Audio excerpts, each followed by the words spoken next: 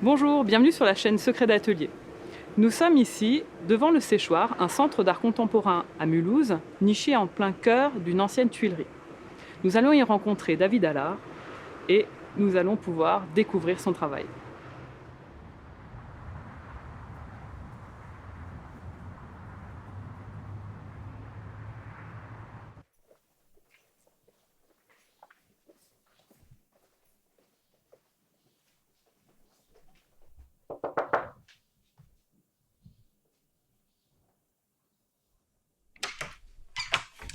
Hello Salut Marina, David. Ça va? ça va et toi? Ouais, merci de nous accueillir dans ton Je t'en atelier. prie, entrez. Ok.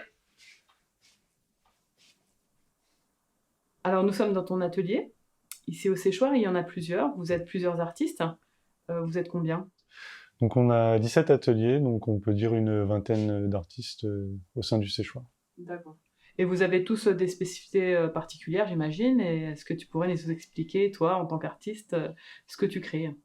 Moi, en tant qu'artiste, alors je suis donc graphiste, illustrateur à la base et aussi imprimeur, lithographe et sérigraphe. Donc en fait, je joue avec différentes techniques, artisanales principalement. Et donc je crée mes propres images et aussi dans mon univers d'illustration, en fait, et je propose également des services de commande plus techniques à des artistes, photographes, enfin c'est très très varié. D'accord. Alors pour toi, quand tu parles d'illustration, quand tu parles de sérigraphie, de lithographie, c'est une évidence. Mais est-ce que tu pourrais peut-être nous décrire ces techniques-là qui sont quand même assez magiques et en même temps un peu inconnues du grand public? Ben on peut dire ça, ouais. La sérigraphie, c'est apparu au Xe siècle en Asie. Elle s'est démocratisée pendant les années 60. Hein. On connaît tous un Andy Warhol ou Roy Lichtenstein, voilà. Donc il y a eu on va dire une commercialisation de la série, enfin une sorte de renouveau. C'est très utilisé finalement dans notre quotidien, mais on s'en rend pas compte. Hein. Je veux dire, pour du t-shirt, du circuit imprimé, c'est très varié parce qu'en fait permet de, la technique elle permet d'imprimer sur une variété de supports assez large. Donc ça va du papier, moi c'est ce que je fais, mais on peut aussi faire du textile, donc du t-shirt, du foulard, du sac en tissu. On peut imprimer sur du verre, du bois, du Ah oui. métal, des cylindres aussi. Donc après on utilise des systèmes différents pour imprimer, mais le principe technique reste le même. Hein. C'est-à-dire qu'on va utiliser une espèce de pochoir en fait amélioré, donc on va pouvoir faire plus de détails en termes d'impression, contrairement à un pochoir traditionnel comme on peut faire à l'école, on a tous fait du Oui, pochoir, voilà, le voilà, pochoir qu'on découpe qu'on et découpe puis et on met de la sur une... peinture au sein d'un trou, quoi, grossièrement, quoi. Alors que là, c'est pas ça. Il y a d'autres Ça marche comme possibilités. ça, mais en fait, on va utiliser un cadre avec une soie qui est D'accord. tendue dessus. Et cette soie, elle va laisser passer l'encre, en fait, sur les zones qui ne seront pas bouchées, en fait. Ok. Et bouché par, je crois que c'est un procédé photosensible, c'est ça aussi qui fait Exactement, en la... fait, on utilise une émulsion photosensible, hein, c'est un peu comme en photo, mais donc cette solution, on la dépose de manière uniforme sur l'écran, donc avec une racle spécifique, et on laisse sécher, et dans le noir, idéalement. Et ensuite, on va poser ce qu'on appelle un typon, donc c'est la forme qu'on va vouloir réaliser sur le support imprimé. Cette forme, elle va être donc noire et elle va masquer la lumière une fois qu'on va révéler l'écran au néon UV. Quoi. Et en fait, c'est ce côté positif et C'est négatif ça, qui est on joue pas avec le positif facile négatif. à comprendre. C'est vrai qu'on n'a pas pratiqué la technique, mais je pense que du coup, après, ça nous permet des possibilités, déjà comme tu le disais sur le support, mais aussi après de création. Exactement, on imprime donc en ton direct, hein, le plus souvent, couche après couche. Donc on va faire la première couleur, on va faire 50 exemplaires, et ensuite on va passer ces exemplaires à nouveau, mais avec une autre couleur qui va correspondre à un motif spécifique. Donc ça, on peut le faire à l'infini en fonction de l'image qu'on veut produire. On imprime principalement en aplat. On peut pas imprimer des nuances de gris, par exemple. Pour ça, on doit utiliser une trame qui est une accumulation en fait de plusieurs points en aplat aussi, mais plus ou moins espacés.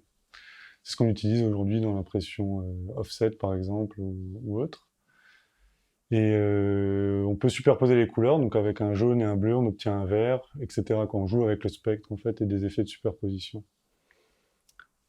D'accord. Et donc ça, c'est une technique spécifique qui est la sérigraphie.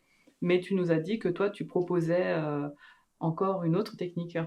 Moi, je propose aussi la technique de l'impression par lithographie, l'impression en lithographie.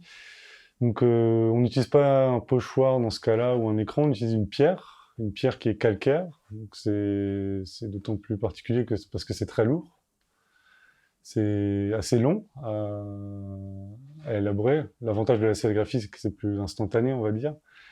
Et la litho, donc on doit laisser poser en fait le dessin un certain temps sur une pierre qui va être préparée avec un peu comme en gravure, hein, avec de l'acide et un mélange de gomme arabique. Cette pierre, elle a la particularité d'être très sensible donc au corps gras, donc on va poser un dessin sur cette pierre et ensuite on va la prêter quoi. Et en fait, ce qui est intéressant, c'est qu'on va pouvoir reproduire un dessin à l'identique. On est vraiment sur un original multiple. Contrairement à la sérigraphie, on est plus sur une sorte de réinterprétation quand même de l'image, quoi. Oui, parce qu'elle est Parce que séquencée en fait. forcément, en fait, Ouais. elle est séquencée, mais c'est surtout qu'on aura toujours l'aspect de la maille de Mhm. notre soie qui va apparaître sur les contours, par exemple, du motif. Tandis qu'en lithographie, on va faire un dessin et ce qu'on va reproduire va être exactement le même. Donc là, on va pouvoir reproduire des crayonnés, des aspects de crayon, ou alors plus difficilement hein, des lavis, donc des espèces de mélanges comme à l'encre de Chine quand on dilue à l'eau. Donc on va pouvoir créer des choses un peu comme de l'aquarelle quoi finalement. Et D'accord. après on joue avec ces différents process quoi. On les assemble aussi, hein. Après on peut que imprimer couche par couche. Le process reste le même, hein. C'est une première couche, une deuxième couche et En jusqu'à fait, l'infini. c'est soit autonome, soit complémentaire. Ça dépend C'est de ça, moi comment ce tu que j'aime bien pratiques. c'est associer les deux techniques avec leur lot de contraintes. En fait je pense que c'est ça l'intérêt aujourd'hui d'utiliser ces techniques là. Ces techniques ont toutes leurs avantages et leurs inconvénients. Donc après à nous de les utiliser de manière cohérente et intéressante. Ouais. Et puis, il y a une troisième technique, parce que tu nous as parlé de techniques traditionnelles finalement, vraiment avec de la matière, hein, que ce soit la peinture pour la sérigraphie ou la pierre pour la lithographie, mais tu es aussi illustrateur. Et là, t'engages encore un autre outil, il me semble. C'est ça? L'avantage du numérique pour moi c'est que je vais d'abord travailler le dessin en forme de rough. Ensuite, je vais très rapidement aller sur l'ordinateur. Donc, je vais utiliser ce qu'on appelle une tablette numérique. Et je vais pouvoir travailler tout de suite en aplat. Parce que c'est comme ça que moi, j'élabore mes images. Donc, j'arrive à avoir tout de suite des masses de couleurs Quasiment quasiment instantanément en fait. instantanées, quoi. Ouais. Et l'avantage du numérique, il faut quand même le dire, c'est qu'on peut facilement revenir en arrière, etc. Donc, c'est quand même Bah, c'est un outil, vachement pratique, et quoi. bien sûr. Tandis que si Si... on le faisait entièrement à la main, bah, il faudrait recommencer à zéro, reprendre plus de temps. Et aujourd'hui, bon, c'est quand même plus satisfaisant de travailler comme ça. Et après, la particularité, c'est que donc moi, je travaille mon image en numérique et ensuite, je vais l'imprimer en traditionnel, quoi. Donc, je vais tirer donc des typons, ou redessiner à la main ce que je vais avoir dessiné à l'ordinateur. Ça peut aussi être un parti pris, en fait, parce qu'on va avoir aussi des accidents, ce genre de choses. Mais tout sera toujours imprimé à la main, enfin majoritairement, quoi. D'accord. Donc en sérigraphie ou alors en lithographie. Donc pour toi, en fait, toutes ces techniques sont complémentaires. C'est Ouais, pas je l'une pense contre que... l'autre ou. Ben, on veut rajouter un peu de matière dans une sérigraphie, mais on va peut-être utiliser un peu de litho dedans, et donc on va essayer de superposer des formes, des couleurs, des matières, en fait. Mm, mm. Et tu nous as expliqué que toi, la manière de dessiner, c'était de dessiner en aplat. Mais est-ce que tu peux nous expliquer un petit peu d'où vient cette manière de faire, ou peut-être par rapport à ta formation ou ta sensibilité, ça je ne sais pas. Ben, moi, très jeune, hein, j'ai su que je voulais dessiner. J'ai toujours dessiné un peu. Mes parents me mettaient devant la télé et je dessinais, quoi, en fait. En gros, donc je me suis nourri un peu d'une imagerie cinématographique ou de série, quoi, on va dire. Et j'ai toujours donc dessiné. J'ai très vite su que je voulais dessinateur de BD, je disais quand j'étais gamin. Aujourd'hui, je fais plus de l'illustration jeunesse ou pour des posters, ce genre de choses. Voilà, donc ça a un peu évolué, ça s'est redirigé. Et moi, j'ai fait un parcours littéraire. Hein. Pendant longtemps, j'ai voulu lâcher le dessin pour m'orienter vers autre chose. Et après, hein, donc mon bac en littérature, je me suis orienté en art appliqué. Donc j'ai fait la fac de Strasbourg où j'ai fait une licence et où j'ai vu, en fait en licence j'ai vu beaucoup de choses différentes. C'est-à-dire que j'ai fait de l'illustration forcément, mais j'ai aussi fait du graphisme, du design d'objets, design d'espace. Donc j'ai pu un peu toucher à tout, trouver un peu ce qui me correspondait. Parce qu'en fait l'envie de créer a toujours été présente, donc Ça allait de toujours ce soi. tâtonnement, quoi, en fait c'était logique. J'ai trouvé mon compte en illustration et donc c'est suite à ça que j'ai intégré l'école d'Épinal, donc l'école supérieure d'art d'Épinal. Et donc l'idée était de faire du cinéma d'animation et plus généralement de l'illustration du coup, donc illustrer des histoires, apprendre à écrire des histoires aussi parce que je suis un peu auteur, j'aime bien raconter des choses textuellement mais aussi en images. Et sauf que en fait, il y a une petite découverte, c'est que durant un workshop, j'ai découvert la sérigraphie, et donc à partir de là, j'ai utilisé la sérigraphie pour être plus autonome en fait au travers de ma production, quoi. Donc tout ce que je dessinais, tout ce que je dessine, quasiment, enfin en partie, je pouvais l'imprimer comme je voulais, assez facilement. Et du coup, à Épinal, toi, tu étais parti plus pour faire de l'animation, c'est ça? Exactement. Mais en découvrant cette technique, bon, c'est un coup de cœur, j'imagine, Oui, c'est ça en fait. mais la narration reste quand même très présente dans ton travail. Exactement, ouais. Dans mes images, hein, moi, je cherche à donner des clés en fait à la personne au spectateur, quoi, enfin à mon public. Donc souvent, j'essaie d'intégrer un système narratif dans mes images. Donc, on va avoir uniquement des morceaux de quelque chose ou des prises de vue un peu resserrées, comme on peut avoir en photo. Et l'idée, c'est vraiment d'inciter le public à mes images, donc à s'inventer sa propre histoire presque en fait par rapport à leur vécu ou autre. Et à plonger dedans, peut-être Yep. en leur donnant des clés, peut-être on arrive aussi à entrer dans l'image plus facilement. C'est ça, on peut s'inventer en fait un avant, un après, un univers en fait plus étendu finalement, mais que moi je n'aurais pas forcément pensé aussi. Avec d'autres Voilà, interprétations. c'est ça. Mhm. C'est ça que je trouve intéressant, quoi. Donc à travers ça, moi je me nourris de thèmes variés. Hein. Ça peut aller des monstres. Moi j'aime bien les monstres imaginaires, mais j'aime bien aussi l'espace. On a j'ai aussi tout ce qui est film, série, mais après ça peut être aussi juste des paysages Oui, parce du que le paysage, quotidien, quoi. En on fait, le le voit, paysage est souvent très présent. Moi on le j'aime voit souvent, oui. bien. Pourtant je voyage pas forcément plus que ça, mais c'est peut-être une envie de moi de voyager au travers de mes images, hein, C'est peut-être. ça. Ouais, ouais. Un voyage imaginaire. Un petit peu. On a bien compris qu'en fait, en utilisant toutes ces techniques, ça te permettait d'être aussi assez autonome. Et dans ton travail, il y a quand même l'aplat qui est toujours très présent et c'est pas forcément naturel pour tous les artistes. Donc, est-ce que tu pourrais nous expliquer vraiment, je sais pas, l'intérêt ou pourquoi cette présence-là? Déjà, le choix de l'aplat, il vient aussi de la sérigraphie, déjà, à la base, hein. Mm. Parce que c'est un peu la sérigraphie qui a dicté un peu mes choix aussi graphiques. Mais je trouve que l'aplat, en soi, c'est intéressant parce qu'on est obligé d'avoir un message assez clair, essentiel. Je me penche pas forcément sur des détails, sans, des détails sans intérêt, quoi. Je veux dire, j'essaie d'avoir une image forte, efficace, composée, avec très peu d'éléments. Et je trouve que le message est d'autant plus fort, en fait, ensuite, quoi. Et après, ma gamme de couleurs aussi, je la choisis en fonction de ça, quoi. Des couleurs assez pop, vives. Il y a quelques années, j'ai intégré moins de matière. Aujourd'hui, j'utilise de la plame, mais où je vais essayer d'intégrer plus de nuances, des dégradés ou des textures. Et donc, c'est là où je trouve que la lithographie va venir ramener un peu son grain de sel, quoi. Elle va aussi m'influer sur mes choix artistiques et donc me diriger peut-être dans d'autres directions, en fait. Choses plus vibrantes, peut-être moins figées, dans Et un sens. justement, parce que si tu t'étais cantonné au numérique, ce serait figé dans le sens où il y aurait moins de hasard aussi.